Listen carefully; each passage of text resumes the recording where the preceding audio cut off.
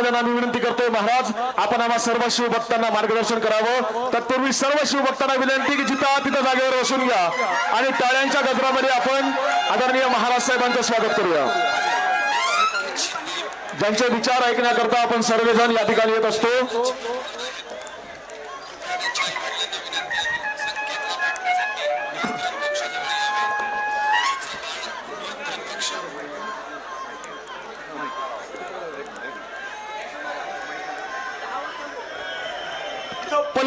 पलीकडच्या बाजूला आवाज आहे, जरा शांतता घ्या। तिथं खाली बसा सगळ्यांनी। ठीक आहे, सगळ्यांना ऐकू येते? सगळ्यांना ऐकू येते ना? राष्ट्रमाता, राजमाता जिजामासाहेब ज्यांचा राज्याभिषेक सोहळा साजरा करण्यासाठी शिवाजी महाराजांना वंदन करण्यासाठी विश्ववंदनीय छत्रपती शिवाजी महाराज, स्वराज्यवीर, स्वातंत्र्यवीर, धर्मवीर छत्रपती संभाजी महाराज, शिवाजी महाराजांचे दुसरे पुत्र ज्यांनी 9 वर्ष तामिळनाडू मधनं मराठ्यांचं साम्राज्य चालवलं, ते छत्रपती राजाराम महाराज,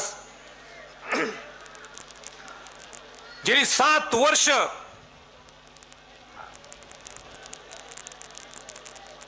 औरंगजेबशी लढा दिला आणि औरंगजेब हा मराठ्यांच्या मातीतच त्याला जिथं गाडलं गेलं, त्या छत्रपती ताराबाई महाराणी साहेब, राजश्री छत्रपती शाहू महाराज यांना वंदन करून, यांना अभिवादन करून आज शिवाजी महाराजांच्या शिवराज्याभिषेक सोहळ्यासाठी इथं आवर्जून इथं उपस्थित आमदारगण, जिल्हाधिकारी, प्रतिष्ठित सर्व नागरिक, सन्मान्य विचार मंच आणि सगळ्यात जास्त ज्यांचं नाव आपण घेणं गरजेचं आहे, आमच्या सर्वांच्या पेक्षाही ते इथं उपस्थित सर्व शिवभक्त बंधू भगिनींनो,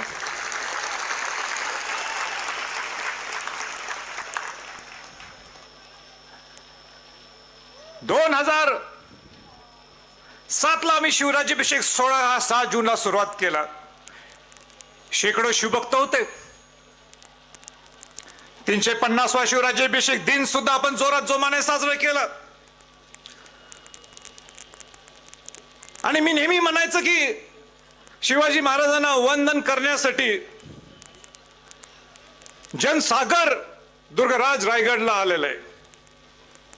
पण मला असं वाटतं की आपण आता शब्द बदलू, हा जनसागर नाहीये, हा शिवसागर आहे असं म्हटलं तर काही चुकीचं होणार नाही।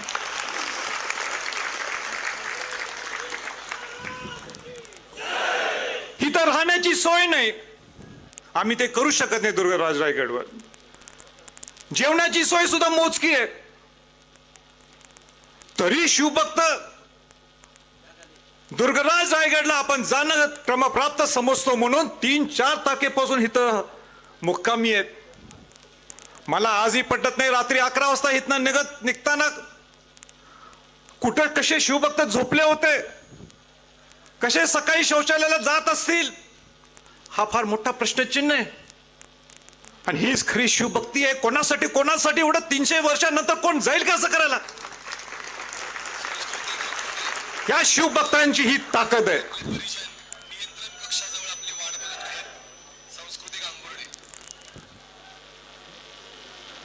आणि म्हणून जेवढं मी शिवाजी महाराजांना वंदन करण्यासाठी आपण सगळे इथं आलो, मला अजून एक भावुक बोलायचंय। ते म्हणजे शिवाजी महाराजांचा मी विचाराचा रक्ताचा वारस तर आहेच, म्हणून मी या शिवभक्तांना सुद्धा मला आज वंदन करायचंय. वंदन करायचंय. अरे हे साध्या पुढाऱ्यांचे हे कुठल्या कार्यक्रमाला सगळे आलेले नाहीयेत. हे खरे शिवभक्त आहेत. शिवाजी महाराजांचा राज्याभिषेक सोहळा महाराष्ट्रातून देशातून कानाकोपऱ्यातून आज वंदन करण्यासाठी इथं आलेले. शिवाजी महाराजांचा राज्याभिषेक सोहळा झाला ज्या ठिकाणी शिवाजी महाराज इथं आज आपल्याला या मेघडंबरी पुतळा पाहायला मिळतो, त्याच ठिकाणी शिवाजी महाराज छत्रपती झाले. या राज्याभिषेकचं महत्व आपल्याला समजून घेणं गरजेचं आहे. हा काय नुसता साधा दिवस नाही, अनसाधारण दिवस आहे, अन्यसाधारण दिवस आहे. हो सगळ्या बादशाहांना तुडून गुलामगिरीतून मुक्त करून शिवाजी महाराज छत्रपती झाले. आपला हा राज्याभिषेक त्यांचा असला तरी खऱ्या अर्थाने त्यांनी स्वराज्य आपल्यासाठी निर्माण केलं, आपल्यासाठी निर्माण केलं. राज्याभिषेक सोहळ्याच्या वेळी एक नवीन पर्व होता, म्हणून राज्याभिषेक शक सुरू केला शिवाजी महाराजांनी. सोन्याचे नाणे स्वतःचे आपल्या राज्याचे पाहिजे, होण आपल्या स्वतःचा पाहिजे, नाणे आपल्या स्वतःचे पाहिजे. या राज्याभिषेक सोहळ्यातून हा मेसेज पूर्ण देशाला जगाला होता. हे शिवाजी महाराजांचं आणि आपलं सर्वांचं स्वराज्य सुरुवात झालेलं आहे. या राज्याभिषेक सोहळ्याचं हे महत्व आहे. क्रांतिकारी दिवस आहे हा. आपण विचार सुद्धा करू शकत नाही की शिवाजी महाराजांचा दूरदृष्टिकोन काय होता. दुर्गराज रायगड किल्ल्यावर येत असताना आम्ही आज गाडीतनं बघितलं की काय तो किल्ला दिसतो आणि काय शिवाजी महाराजांनी त्यांनी दूरदृष्टिकोन ठेवून केला असेल, हीच माझी राजधानी होणार म्हणून तो नुसता रायगड किल्ला नाही. मी माझ्या जीवनात रायगड म्हणत मी काय म्हणतो, दुर्गराज रायगड, सगळा दुर्गांचा हा राजा आहे. 1947 ला भारताला स्वातंत्र्य मिळालं. आपल्याला 150 वर्ष या ब्रिटिशांची राजवट आपल्यावर होती. आपण तो स्वातंत्र्य दिन भारताचा आपण आनंदाने साजरा करायला पाहिजे.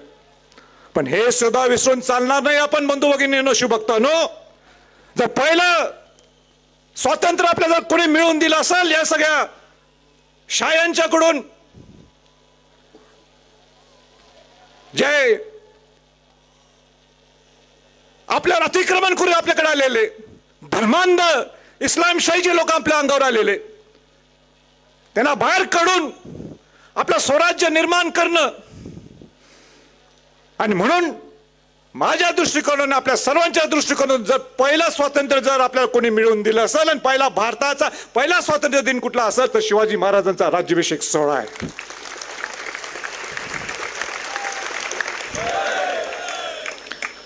पण स्वराज्य शिवाजी महाराजांनी जे आपल्याला दिलेलं आहे, काय होतं 350 वर्षाच्या अगोदर स्वराज्य आपलं, महिलांना सन्मान होता. एकही अत्याचार आपण ऐकलंय का? अत्याचार झाला तर शिवाजी महाराजांची. अमेरिकेचं स्वातंत्र्य कसं मिळालं ते ना,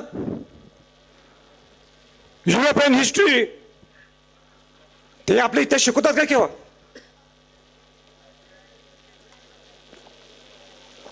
ते आपल्या इतिहास केव्हा शिकवतात? केव्हा शिकवत नाहीत. आणि आपण त्यांचा इतिहास शिकवायचा. इतिहासाची माहिती असणं गरजेचं आहे, पण आपला एवढा सुंदर भव्य स्वराज्य शिवाजी पण आपल्याला एवढा मोठा इतिहास घडवला, ते का आपण शिकवत नाही आपल्या मुलांच्या पर्यंत? मुलांच्यात गोडी गुलाबी गोडी इतिहासाची गोडी का आपण निर्माण करत नाही? आणि म्हणून शिवचरित्र हे नुसतं शाळेपुरतं मर्यादित नाही, तर खऱ्या अर्थाने शिवचरित्र हे कॉलेजमध्ये बाहेर पडेपर्यंत त्या मुलांच्या महाराष्ट्रात नाही किंबहुना देशात शिकवणं गरजेचं आहे. हो, कुठला किल्ला या देशात सांगा ज्या किल्ल्यात पंतप्रधान 3 पंतप्रधान इथे येऊन गेले, 2 राष्ट्रपती येऊन गेले शिवाजी महाराजांना वंदन करण्यासाठी? कुठला किल्ला आहे देशात आणि कुठला महापुरुष आहे की 350 वर्षानंतर सुद्धा एवढ्या भव्यतेने स्वागत केलं जातं? किती लोक आलेले? 6 लाख लोक आहेत. का आलेत? कशासाठी आलेत? केवढी मोठी ताकद आहे 350 वर्ष शिवाजी महाराजांच्या या नावात. शिवाजी महाराज, छत्रपती शिवाजी महाराज या नावात किती मोठी ताकद आहे. पण हे सगळ्यात आता आपल्याला हा पूर्ण शिवाजी महाराजांचं स्वराज्य जर घडवायचं असेल तर आपल्याला शिवचरित्र आपल्याला मुलांच्या पर्यंत पोहोचणं हे गरजेचं आहे. पत्रकार बंधूंनो, माझं बाकीचं भाषण नाही छापलं तरी चालेल, पण हा मुद्दा फार महत्वाचा आहे. मला आणि खंत आहे या विचारपीठावर ही खंत बोलून दाखवणं सुद्धा मला वाईट वाटते. आणि ती खंत ही आहे की शिवाजी महाराजांचं नाव राजकारणात तर आपण वापरतोच, कसं पाहिजे तसं वापरतो, पण त्याचं बीज आता ग्रामीण भागात सुद्धा सुरू झालेलं आहे. ते बीज हे ग्रामीण भागात सुद्धा सुरू झालेलं आहे. हे वाईट आहे. आणि काय वाईट आहे मी मला मुद्दाम आपल्याला सांगायचं की मला या वर्षभरात अनेक फोन येतात. शिवाजी महाराज तिथं गावात आपापल्या सोयीचं राजकारण असतं. एक गट असतो, दुसरा गट असतो. या गटाचं एक वेगळं राजकारण असते, त्या गटाचं एक वेगळं राजकारण असते, आणि ते सगळं मिक्स करायचं आणि शिवाजी महाराजांचा पुतळा जिथं सेन्सिटिव्ह जागा आहे, जे संवेदनशील जागा आहे, त्या ठिकाणी जाऊन बसवायचं. आपण तर शिवाजी महाराजांचे म्हणजे शिवाजी महाराज कुठे एका जातीचे नाहीत. शिवाजी महाराज हे 18 पगड 12 बलुतेदारांच्या जातीचे आहेत. सर्व शिवाजी महाराजांचे सर्वजण आहेत हे. आणि मग कोणती एक दगड मारते, दुसरीकडं आणि कोणाची दगड त्यांनी आपला कुठं महापुरुष आणायचा. अरे सगळे बाबासाहेब आंबेडकर असतील, महात्मा फुले असतील, हे सगळे लोकांचे दैवत हे शिवाजी महाराज आहेत. आणि मग आपल्या समाजात आपण नुसतं भांडत बसतो. मला वाईट वाटते. तुम्ही आवाज उठवणं गरजेचं आहे. तुम्ही सर्वांनी शिवभक्तीने आवाज उठवणं गरजेचं आहे. हे काही शिवचरित्र नाही, हे काही शिवाजी महाराजांचे संस्कार नाहीत, हे शिवाजी महाराजांचे विचार नाहीत. राजकारण काय राजकारण आपण राजकारण करू, पण कशाला शिवाजी महाराजांच्यात ओढायचं आपल्याला? का ओढायचं आपण? या ना रायगडला. शिवाजी महाराज हे सर्व विश्ववंदनीय आहेत. पटते की नाही पटते सांगा मला. मला आज बोलायची इच्छा नव्हती हा विषय. इथं येऊन काय बोलायचं असते? सकारात्मक बोलायचं असते. इथं येऊन नुसतं जल्लोष करायचा असतो. पण जल्लोष करत असताना आपण हे सगळे मुद्दे विसरून जायचं का? मला फोन येतो, आमच्या जवळच्या लोकांचा मला फोन आला. वाईट वाटते मला. मी कसं सांगू या दुसऱ्या मुलांना अटक करा? सांगू शकतो का मी सांगू शकतो का? मग मी त्यांचा वारसा कसा चालवायचा? असो, तुम्ही शिकलाय असं मला वाटते. इथनं खाली जाताना हा विचार घेऊन तुम्ही जा नक्की, असं माझा पूर्ण विश्वास आहे. माझं नशीब एवढं दांडगं आहे हो. शिवाजी महाराजांच्या घरात तर माझा जन्म झालाच. मग ज्या शिवाजी महाराजांनी गडकोट उभा केले, ज्या शिवाजी महाराजांनी सर्व गडकोट उभा केले, स्वतः किल्ले उभा केले, स्वतः अनेक किल्ल्यांचा जीर्णोद्धार सुद्धा केला, त्या शिवाजी महाराजांचे पुत्र छत्रपती राजाराम महाराजांनी पहिलं शिवाजी महाराजांचं मंदिर उभा केलं सिंधुदुर्ग किल्ल्यात. जो शिवाजी महाराजांनी स्वतः बांधलेला सिंधुदुर्ग किल्ला आहे, त्याचं सभा मंडप हे राजश्री छत्रपती शाहू महाराजांनी उभा केला. शिवनेरी किल्ल्यात आपण गेला तर ज्या ठिकाणी शिवाजी महाराजांचा जन्म झाला, त्या शिवाजी महाराजांचं मंदिरचं जीर्णोद्धार आणि पुनर्बांधणी हे राजश्री शाहू महाराजांचे पुत्र राजाराम महाराजांनी पूर्ण केलं. आणि मला आनंद आहे की या दुर्गराज रायगड किल्ल्यावर सुद्धा राजश्री छत्रपती शाहू महाराजांनी त्यावेळी 11,000 रुपये जाहीर केले होते. इंदोरचे होळकर महाराजांनी 5,000 रुपये समाधीसाठी खर्च केला. होळकर महाराजांनी. आणि त्यांचाच वारसा चालवत माझ्याकडे रायगड प्राधिकरण आलं. मला सुद्धा संधी मिळाली की आपल्या ह्या किल्ल्यांचं संवर्धन जतन करूया. दुर्गराज रायगडचं 2007 ला शिवराज्याभिषेक सोहळा सुरू केला. 2013 काय 2014 मुख्यमंत्री देवेंद्र फडणवीस यांना इथं मी बोलवलं होतं का माझा सुद्धा एक गनिमी विकावा होता. गनिमी विकावा हा होता की आपल्याला दुर्गराज रायगडचं याच्या पुढे आपल्याला संवर्धन जतन करायचं असेल तर मुख्यमंत्री लागतो.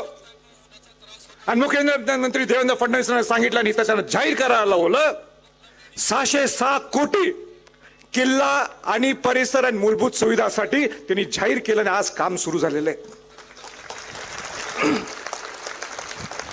मी यासाठी मुख्यमंत्री देवेंद्र फडणवीसांना मनापासून आभार सुद्धा करतो. पण हे सगळं होत असताना सगळ्यांना वाटतंय प्राधिकरण मध्ये पैसे म्हणजे असेच पडलेले आहेत. हे पैसे आमच्या हातात येत नाहीत. जिल्हाधिकारी साहेब इथं आहेत, मेंबर सेक्रेटरी आहेत रायगड प्राधिकरणचे. ज्या ज्या पैसे येतात त्या त्या डिपार्टमेंटला द्यावं लागतात.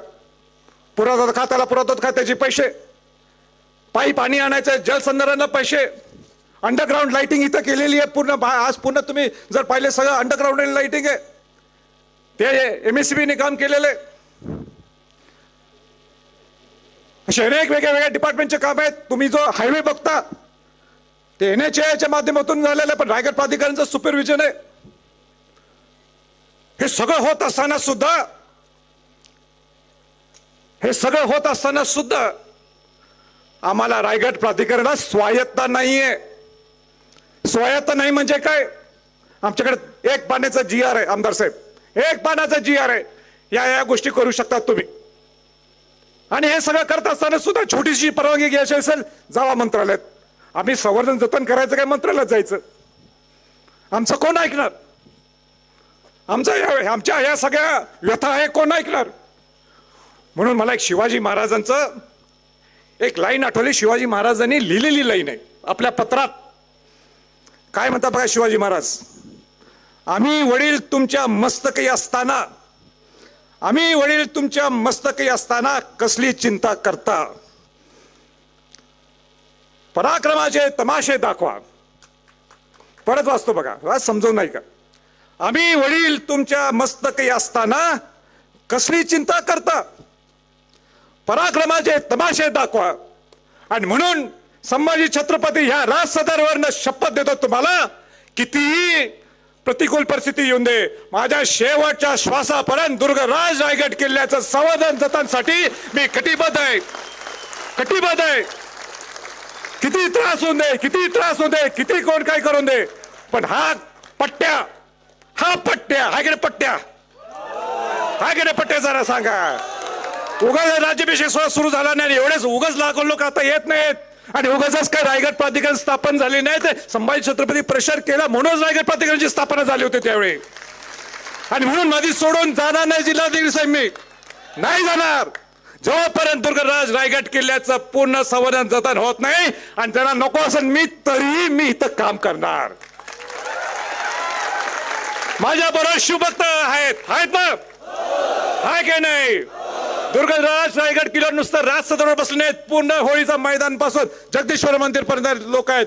टीव्हीवर कोट्यावधी लोक बघायला आहेत. शिवभक्त संभाजी छत्रपतींच्या बरोबर आहेत का नाहीत? मग पुढं बघाच, मग बघा दुर्गराज रायगड काय कसं करतोय.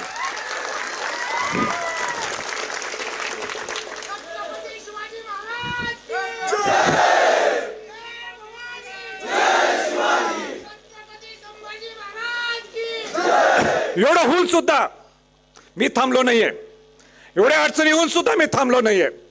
मला मुद्दाम आपल्याला सांगायचे, थोडे काम आम्ही सुरुवात जे केले मला सांगायचे, थोडे म्हणजे बऱ्यापैकी झालेले आहेत, सगळे सांगत नाहीत पण महत्वाचे सांगतो. ज्या पायरी मार्गावर तुम्ही येता 2500 पायऱ्या ह्या नवीन झालेल्या आहेत. सगळ्या जुन्या पायऱ्या काढल्या आणि तासलेले दगड आहेत, रेडीमेड दगड नाही ज्या इलानगरला मिळतात, तासलेले दगड आहेत. 50 किलोचा, पूर्वी 350 किलोचा दगड होता, आता 50 किलोचा दगड आहे. शास्त्रोक्त पद्धतीने बसवले आहेत. गुळ, चुना, बेलफळ, सुरकी ह्याचं मिश्रण करून एकूण एक दगड बसवलंय. त्या सगळ्या कामगारांचं सुद्धा मला मनापासून ते कौतुक करायचं. नाणे दरवाजाची तुम्ही ज्या तुम्ही दरवाज्यातनं वर आला, महादरवाजा होता नाणे दरवाजा, तो ओरिजिनली शिवाजी महाराजांचं रूट आहे. दुर्गराज रायगड येत असताना शिवाजी महाराज हे नाणे दरवाज्यातनं यायचे. त्या नाणे दरवाजाचं पुनर्बांधकाम, आपल्याला पुनर्बांधकाम करायची परवानगी नाही, आपल्याकडे एव्हिडन्स होते, पुरावे होते.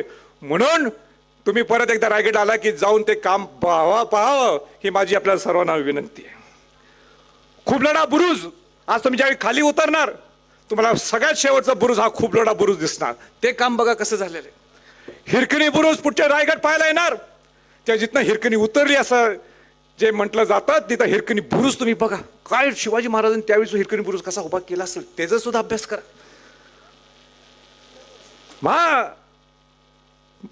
5 ते 7 तलावांचं संवर्धन चालू आहे, त्याला अनेक वर्ष लागतील. इथं हत्ती तलाव आहे, फुटका तलाव एक आहे. माहित आहे तुम्हाला फुटका तलाव? माहित नाही तुम्हाला? मला माहित आहे. फुटका तलाव 1, फुटका तलाव 2, फुटका तलाव 3. पुढच्या वर्षी वंदन करत येत असताना हे सुद्धा बघायला यायला पाहिजे काय काम चालू आहे. इन्स्पेक्शन करायला नको काय तुम्ही? करायला पाहिजे. या बघा, राष्ट्रीय महामार्ग मी सांगितलं होतं NHAI च्या माध्यमातून पूर्वीचं टेंडर जो त्याला दिलं होतं तो कामच करत नव्हता. त्याला ब्लॅकलिस्ट करणार हा संभाजी छत्रपती आहे. ब्लॅकलिस्ट केलं आणि नवीन टेंडर काढलं आणि आज 250 कोटीचं काम पूर्णत्वास आलेलं आहे. तिथं मी थांबत नाहीये. पुढच्या वेळी ज्यावेळी तुम्ही येणार रायगडला, तुम्हाला तो सांस्कृतिक हायवे, एक हेरिटेज हायवे दिसतो. म्हणजे महाडमध्ये येत असताना तुम्ही ज्यावेळी पाचाड किंवा इथं हिरकणीवाडीच्या ठिकाणी पोहोचणार, तुम्हाला वाटणार अरे बाबा आपण ऐतिहासिक मार्गात आपण निघालोय. हा कुठला ऐतिहासिक मार्ग आहे? हे सुद्धा तुम्हाला पुढच्या वर्षी. रोड आवडला ना तुम्हाला? किती सुंदर आहे, किती सेफ्टी. आता तुम्हाला 8 किलोमीटर गाडी थांबून तुम्हाला यावं लागते बसमधून. पण काय हे सगळं शक्य आहे? काय रोड तयार आहेत म्हणून. कित्येक अवशेष मी इथं बघितलं असेल. अनेक लोक अनेक ठिकाणी पुरातत्व खात्याच्या माध्यमातून सुद्धा त्याचं संवर्धन जतन झालेलं आहे. मी मागच्या वर्षी बोललो होतो की लाईट अँड साऊंड शो हा तयार आहे आपला. खरं म्हणजे हा लाईट अँड साऊंड शो आत्ता सुरू होणार होता, पण कोड ऑफ कंडक्ट लागल्यामुळं हे नवनिर्वाचित आमदार इथं आलेले आहेत. त्याचं नाव नंतर घेणार आहे मी. ते इथं आलेले आहेत आणि त्यांच्यामुळं आम्हाला त्याचं ओपनिंग करता आलं नाही. ते काय ते दुरुस्त करा बाबा काहीतरी. त्याच्यामुळे लोकांना लाईट अँड साऊंड शो बघायला मिळाला नाही. तो लाईट अँड साऊंड शो देशात तुम्हाला पाहायला मिळणार नाही तसा लाईट अँड साऊंड शो आहे. 360 डिग्रीचा आहे. 360 डिग्री. अहो बघा जर तुम्ही. त्या पुरातत्व खात्याला एवढीच माझी विनंती आहे की तर राहायला परवानगी देत नाही, पण या शिवभक्तांना हा लाईट अँड साऊंड शो बघायला मिळावा. दारुगोळा कोठार जे पहिल्यांदा रायगडवर अतिक्रमण किंवा अटॅक झाला असं म्हणतात, त्या दारुगोळा त्याच्यावर बॉम्ब पडला तिकडच्या तोफेवर, तिकडच्या गड आपल्या त्या पलीकडच्या डोंगरावरनं, हा पोटल्या डोंगरावरनं जो झाला, ते दारुगोळचं आपल्याला संवर्धन जातं. ते बघा जाऊन. तिथे फरशी सापडली आहे. 350 वर्षाच्या अगोदर फरशी कशी लावली होती शिवाजी महाराजांच्या वेळी, ते पाहायला तुम्हाला मिळेल. राज सदरचं संवर्धन आता सगळे हार आहेत म्हणून तुम्हाला पाहायला मिळत नाहीत किंवा सजावट झाली म्हणून तुम्हाला मिळत नाही. या राज सजावटचं संवर्धन 75 वर्षात पहिल्यांदा रायगड प्राधिकरणच्या माध्यमातून, पुरातत्व खात्याच्या माध्यमातून सुरू झालेलं. हे नगारखाना जिथं आपण बसलो, हे राज सदर जिथं आपण बसलोय, माझं स्वप्न आहे आणि माझं नाही, सर्व शिवभक्तांचं स्वप्न आहे. आपण हे राज सदर का पुनर्बांधणी करू शकत नाही? का शिवाजी महाराजांचं भव्य जसं राज सदर तसं करत नाही? आणि मला आठवतं की मागच्या भाषणात मी बोललो होतो मी काय ते करणार. मला लागणार या पुरातत्व खात्याच्या केंद्रात जाऊन वेळ पडले तर ठिया ठोकणार. आणि मला आनंदाने आपल्याला सांगायचं, हिथली अजून त्यांनी परवानगी दिली नाही, पण माझा नगारखाना एकमेव वास्तू आहे या दुर्गराज रायगड किल्ल्यावरती आपल्याला पाहायला मिळते. त्याच्यावरचं छत, हे छताचं काम हे पावसाळ्यानंतर सुरू होते. तर हळूहळू घुसायचं असते. सगळंच दे मागितलं की मग ते काहीतरी थोडं देतात.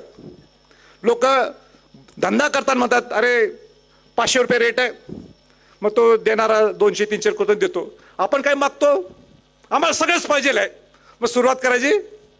आम्हाला संभाजीराजा धंदा काय करता येत नाही. संभाजीराजा काय करू शकतो? शिवाजी महाराजांसाठी चांगलं काय घडवायचं आहे राज सदरवर, दुर्गराज किल्ल्यावर, ते मी करतो. खरंच माझा बिझनेस नाही. जे काय आहे शिवाजी महाराज. आणि म्हणून या नगारखान्यावर कौलारू छत येणार आहे. ते झालं की इकडे सरकायचं. पण तुमची ताकद पाहिजे. हाय काय ताकद? हाय काय ताकद? असं नाही चालणार. जोरात पाहिजे. हाय काय ताकद?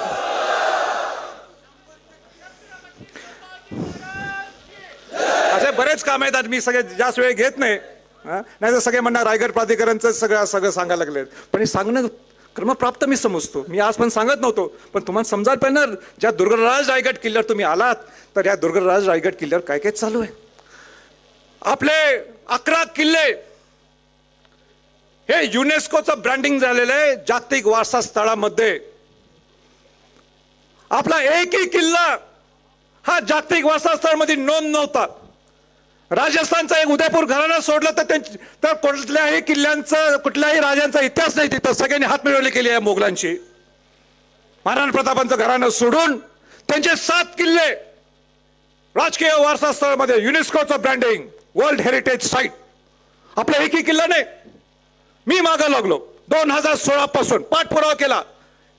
सगळ्या मंत्र्यांना, सगळे जे तज्ञ त्या लोकांना हेलिकॉप्टरमध्ये बसवलं का ते किल्ल्यात परत चालत फिरतील काही प्रश्नचिन्ह आहेत म्हणून हेलिकॉप्टरमध्ये फिरवून सांगले काय महत्वाचे आपले किल्ले हे देखणे नाही आहेत, आपले किल्ले हे लढलेले किल्ले आहेत. या किल्ल्यामध्ये शौर्यत्व आहे, या किल्ल्यामध्ये संस्कार आहेत, या किल्ल्यामध्ये नीतिमत्ता आहे. आणि म्हणून तुम्ही याला जागतिक वारसास्थळामध्ये नोंद व्हायला पाहिजेत. आणि 3-4 किल्ले मग पुरातत्व खाते विसरलं ते मी त्यांना घालायला लावले. आणि मग पुढचं फिनिशिंग हे देवेंद्र फडणवीसांनी या सगळ्यांनी केलं. आणि आज 11 किल्ले जागतिक वारसास्थळामध्ये आहेत. पण मला एवढं सुद्धा सांगायचंय सगळ्या शिवभक्तांना आणि शासनाला सांगायचंय, शासनाला सूचित करायचंय, तुम्ही खुश राहू नका. नुसतं 11 किल्ले म्हणजे आपले युनेस्को ब्रँडिंग मध्ये झालं तर आपण खुश. जागतिक वारसास्थळामध्ये आपले किल्ले गेलेत, फंड आला. अजिबात 1 रुपये फंड ते देत नाहीत. नुसतं ब्रँडिंग असते काही, नुसतं गुगल केलं जागतिक वारसास्थळामध्ये कुठले केले तर आपले 7 येणार, आपले 11 येणार, राजस्थानचे 7 येणार, एवढंच. पण तुम्ही त्याचं संवर्धन जतन नाही केलं तर तुमचं नामांकितपणा सुद्धा जे तुम्हाला 11 किल्ल्यांना मिळालंय ते सुद्धा काढून घेण्यात येऊ शकते. हे माझी सरकारला सूचना आहे. धोक्याची घंटा आहे. पण असो, मी आता जास्त काही वेळ घेत नाहीये. पण मला इथं आमदार अभिजित पाटील आलेले आहेत, नवनिर्वाचित आमदार आमचे मित्र अनिकेत तटकरे आले आहेत, आमदार मंगेश चव्हाण आलेले आहेत. माझी आपल्या ठिकाणी विनंती, उगाच नाव घेतलं नाही तुमचं, मी माझा स्वार्थ आहे. या राज सदर कोणाचं नाव घेतलं जात नाही, कोणाचं नाव घेतलं जात नाही. मी सुद्धा निमित्त आहे. इथं तुमचं नाव घेतल्याच्यासाठी तुम्ही आलात, तुमचं कौतुक आहे. तुम्हाला शिवाजी महाराजांच्या नेहमी असताय, तुम्ही दरवर्षी येता. पण माझी इच्छा आहे की ठीक आहे, आमदार लोकांना, सिनियर लोक आहेत, त्यांना चढायला जमणार नाही किल्ला. मी चढलो तुमच्याबरोबर काल, पण जमणार नाही ते ठीक आहे. पण आला हे कौतुक आहे. पण इथं सगळ्या आमदारांनी यायला पाहिजे, सगळ्या खासदारांनी यायला पाहिजे, सगळ्या मंत्र्यांनी इथं यायला पाहिजे. आणि कॅबिनेट मिटिंग लावा ना, इथं लावा ना कॅबिनेट मिटिंग. तुम्ही पुण्यात कॅबिनेट मिटिंग लावता, नागपूरला कॅबिनेट मिटिंग लावता, संभाजीनगरला कॅबिनेट मिटिंग लावता, दुर्गराज रायगडवर का नाही? खरी सुरुवात तर आपली हित नाही. आपण आहोत तर या दुर्गराज रायगडच्या मुळा इथं आहे. आणि माझी ओळख तुम्हाला काय माहित आहे का? माहित आहे तुम्हाला माझी ओळख काय? नाही माहित. तुम्हाला एवढंच माहित आहे की हा शिवाजी महाराजांचा वंशज आहे. माझी मी पुन्हा महाराष्ट्रात ज्यावेळी फिरतो त्यावेळी लोकांना माहित नाही हा काय खासदार होता का, हा काय सामाजिक कार्य करतो हे माहित नसते लोकांना. लोकांना इतकंच माहित आहे की 2007 ला शिवराज्याभिषेक सोहळा सुरू केला 6 जूनचा. लोकांना इतकंच माहित आहे की ज्या ठिकाणी शिवाजी महाराज छत्रपती झाले, ज्या ठिकाणी शिवाजी महाराजांचा राज्यारोहण झाला, राज्याभिषेक करून घेतला, ज्या ठिकाणी शिवाजी महाराजांनी सांगितलं माझं स्वराज्य काय आणि हे स्वराज्य माझं नाही, हे स्वराज्य तुमच्यासाठी आहे, म्हणून 350 वर्षानंतर सुद्धा आपण त्याचा राज्याभिषेक सोहळा साजरा करतो. तो पुतळा जो आपल्या इथं आपल्याला मागे दिसतो हा छत्रपती संभाजीराजे या सर्व शिवभक्तांनी बसवलाय. ही माझी ओळख आहे, ही माझी ओळख आहे. आणि मला अभिमान आहे, मला अभिमान आहे. माझ्या शेवटच्या क्षणात मी ज्यावेळी वर जाईन माझी ओळख हीच राहायला पाहिजे की या संभाजीराजांनी प्रयत्न केला या राज सदरवर, ज्या ठिकाणी शिवाजी महाराज छत्रपती झाले त्या ठिकाणी आपण पुतळा बसवायला मला संधी आणि सर्व शिवभक्तांना संधी मिळाली. आणि मी आज लांबलेलं भाषण थांबवायचा मी प्रयत्न करतो, संपवत जातं की मला राहत नाही की मला तुम्हाला वंदन करण्यासाठी मी आज इथं उभा आहे. वंदन म्हणतोय, वंदन शिवभक्तांनो. काय कुठल्या परिस्थितीत, कशा प्रतिकूल परिस्थितीत तुम्ही कसं राहता हो. मला काल राहायची इच्छा होती तुमच्या बाजूला. का मागच्या मी बोललो होतो माझ्या भाषणात, माझ्या आमच्या सगळ्या निकटवर्ती सगळ्यांनी सांगितलं राजे तुम्ही आलात आणि सगळं खोळंबा उडवली तर आम्हाला त्रास वाढेल, म्हणून तुम्ही जिथं राहिलाय खाली तिथं निघून जावा. काय म्हटले? निघून जावा, थांबू नका इथं म्हटले. पण तुम्हाला सलाम आहे कलेक्टर साहेब, कौतुक आहे शिवभक्तांना, कौतुक आहे, काय बोलायचं. आणि त्याच्यासाठी एकदा तुम्हाला सर्वांसाठी शिवभक्तांसाठी जोरात टाळी आवाज आहे.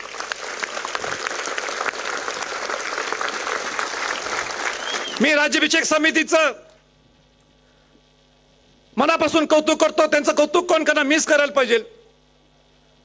माझ्या पत्नी असल्या तरी त्या स्वतः शुभक्त आहेत माझ्यापेक्षाही जास्त. त्या सौंदर्याचं सुद्धा मी कौतुक करतो. राज्याभिषेक समितीचे अध्यक्ष त्यांचे सर्व सहकाऱ्यांचं मी, माजी अध्यक्ष त्यांच्या सर्व सहकाऱ्यांचं मी मनापासून कौतुक करतो. अहो महिनाभर नुसतं राबतात. सकाळी 8 वाजल्यापासून रात्री 12 वाजेपर्यंत काम करतात कोल्हापूरमध्ये.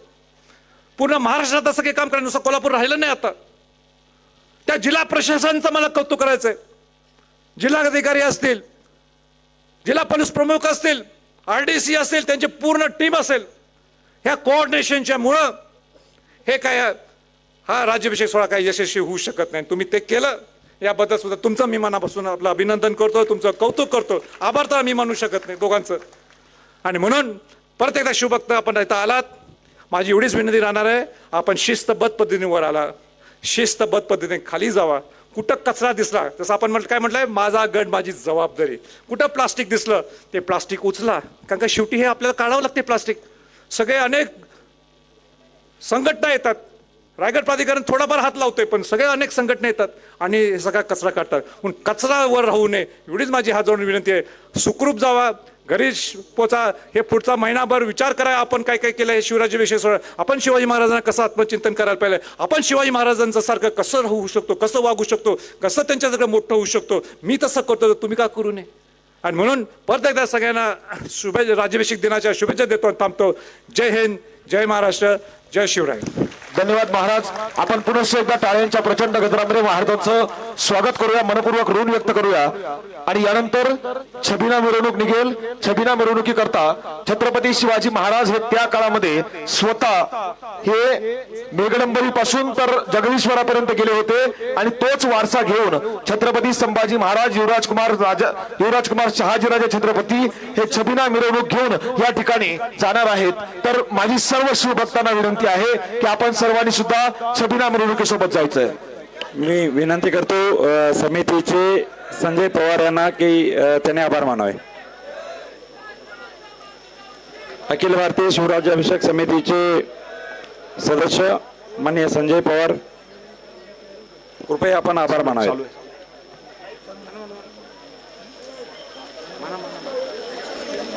अखिल भारतीय शिवराज्याभिषेक समितीतर्फे मी सर्व जिल्हा प्रशासन, जिल्हा परिषद, कलेक्टर साहेब, शिव साहेब, इथं जमलेले सर्व मान्यवर, आमचे मार्गदर्शक श्रीमती संभाजी छत्रपती, शहाजीराजे छत्रपती, आमदारगण, सर्व खासदारगण यांचा आभार मानतो आणि हा कार्यक्रम संपला असं जाहीर करतो.